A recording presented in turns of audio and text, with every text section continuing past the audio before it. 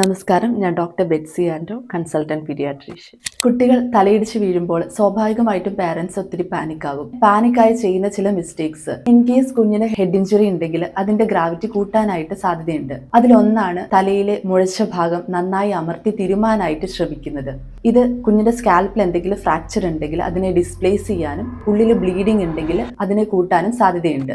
രണ്ടാമതായിട്ട്, കുഞ്ഞ് അൺകോൺഷ്യസ് ആവുകയോ അല്ലെങ്കിൽ സാധാരണ പോലെ പ്രതികരിക്കുകയോ ചെയ്യാത്തപ്പോൾ കുഞ്ഞിനെ കുലുക്കി വിളിച്ചുണർത്താനായിട്ട് ശ്രമിക്കുന്നത്. ഇതും കുഞ്ഞിന്റെ ഉള്ളിലെ ബ്ലീഡിങ്ങിനെ മോശമാക്കാനായിട്ട് സാധ്യതയുണ്ട്. മൂന്നാമതായിട്ട്, ഡോക്ടറുടെ നിർദ്ദേശപ്രകാരമല്ലാതെ പെയിൻ കില്ലേഴ്സോ ഛർദ്ദിക്കാതിരിക്കാനൊക്കെയുള്ള മെഡിസിൻസ് കൊടുക്കുന്നത്. ഇത് കുഞ്ഞിന്റെ സിംറ്റംസ് മാസ്ക് ചെയ്യാനും കുഞ്ഞിന് ഹെഡ് ഇഞ്ചുറി ഉണ്ടെങ്കിൽ അത് നേരത്തെ തിരിച്ചറിയപ്പെടാതിരിക്കാനുമുള്ള ഒരു സിറ്റുവേഷൻ ഉണ്ടാക്കും. ഇനി എന്താണ് ശരിക്കും ചെയ്യേണ്ടത്? നിങ്ങൾ ഒട്ടും പാനിക്കാകാതിരിക്കുക. കുഞ്ഞിന് തലഭാഗത്ത് സ്വെല്ലിംഗ് ഉണ്ട് എങ്കിൽ അവിടെ ഐസ് പാക്ക് വെച്ചു കൊടുക്കുക.